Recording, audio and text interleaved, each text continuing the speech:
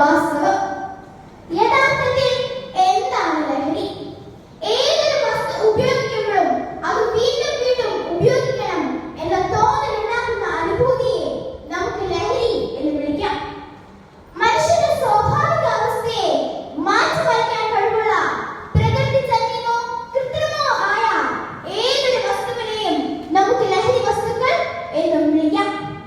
പലരും ഒരു തമാശ രൂപേണ തുടങ്ങി ഒടുവിൽ കാട്ടുതീയേക്കാൾ വേഗതയിൽ പടർന്ന് പന്തലിച്ച് സമൂഹത്തിന് വലിയ ആഘാതമാണ് ഇത് സൃഷ്ടിക്കുന്നത്. ഉപയോഗിക്കുവാൻ അത് ശക്തമായി പ്രേരിപ്പിക്കുകയും ഉപയോഗിച്ചാൽ ആസക്തി ജനിപ്പിക്കുകയും ചെയ്യുന്ന സുന്ദരമായ ചുഴിയാണ് ലഹരിയുടേത്.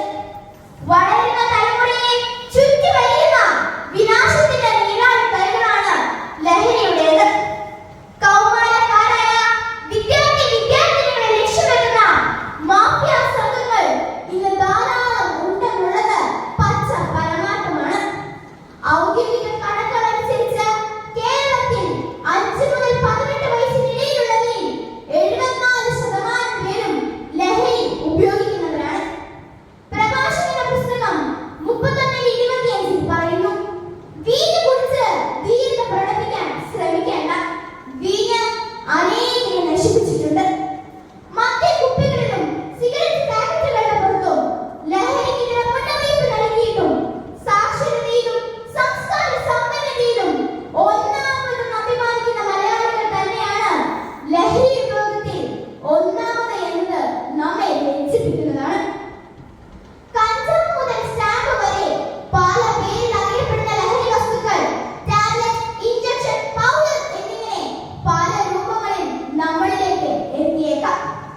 ആഘോഷ പരിപാടികളിലോ മറ്റേതെങ്കിലും സന്ദർഭങ്ങളിലോ നിങ്ങളുടെ സുഹൃത്തുക്കൾ ഇത്തരം ലഹരി വസ്തുക്കൾ ഉപയോഗിക്കുവാൻ നിങ്ങളെ പ്രേരിപ്പിച്ചു വരുവരും. ഒരു പ്രാവശ്യം നിങ്ങൾ അവരുടെ വലയിൽ അകപ്പെട്ടു പോയാൽ ആ വല മേടിച്ച് പുറത്തു കടക്കുക അത്ര എളുപ്പമല്ല. ഓരോ ലഹരിക്കാരനെയും അവസാനിക്കുന്നത് നിങ്ങളുടെ വിലയേറിയതെല്ലാം നഷ്ടപ്പെടുത്തിക്കൊണ്ടും മൂല്യവത്തായ ജീവിത വിശുദ്ധിയെ ഇല്ലായ്മ ചെയ്തുകൊണ്ടുമാണ്.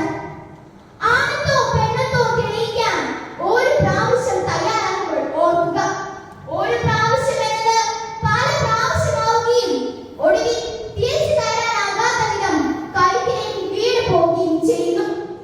കാലിനടിയിലെ ചുവപ്പ് മാറാത്ത ബാല്യങ്ങളുടെ ചുണ്ടിനടിയിൽ പോലും ലഹരിയുടെ കറുത്ത കൃഷ്ണങ്ങൾ കാണുമ്പോൾ നമ്മുടെ ചങ്കിടിപ്പ് കൂടുകയാണ്. ഇവിടെയാണ് കവി അയ്യപ്പന്റെ ഈരടികൾ ഞാൻ ഓർത്തു പോകുന്നത്.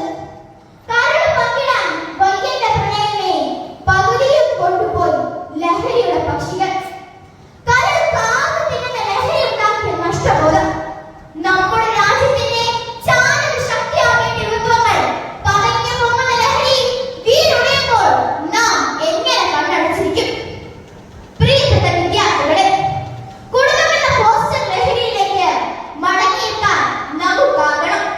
അച്ഛനെന്ന, അമ്മയെന്ന, കുടുംബമെന്ന, സാമൂഹ്യ സേവനമെന്ന പോസ്റ്റർ ലഹരിയിലേക്ക്. രക്ഷിതാക്കളെ, ഈ യന്ത്രവൽകൃത ലോകത്ത് നമ്മുടെ കുട്ടികളോടൊപ്പം ചിലവഴിക്കുവാൻ നിങ്ങളുടെ സമയം കണ്ടെത്തണം. അതുകൊണ്ട് ആദ്യം ബോധവൽക്കരണം വേണ്ടത് രക്ഷിതാക്കളാണ്. നർമ്മത്തിൽ പറഞ്ഞാൽ ടാങ്കിൽ വെള്ളത്തിൽ പൈപ്പിൽ വരും എന്നത് സാരം. അവസാനമായി ഞാനൊന്ന് സൂചിപ്പിക്കട്ടെ, ലഹരിക്കുള്ളതല്ല ജീവിതം, ജീവിതമാണ് ലഹരി. ലഹരി എന്ന് നമുക്ക് ഏവരും സൃഷ്ടിക്കുന്നതായി ജാതി, മത, വർണ്ണ, വർഗ, ലിംഗ, ഭേദ, കക്ഷി രാഷ്ട്രീയമില്ലാതെ തോളോട് തോൾ ചേർന്ന് ലഹരിക്കെതിരെ നമുക്ക് പോരാടാം.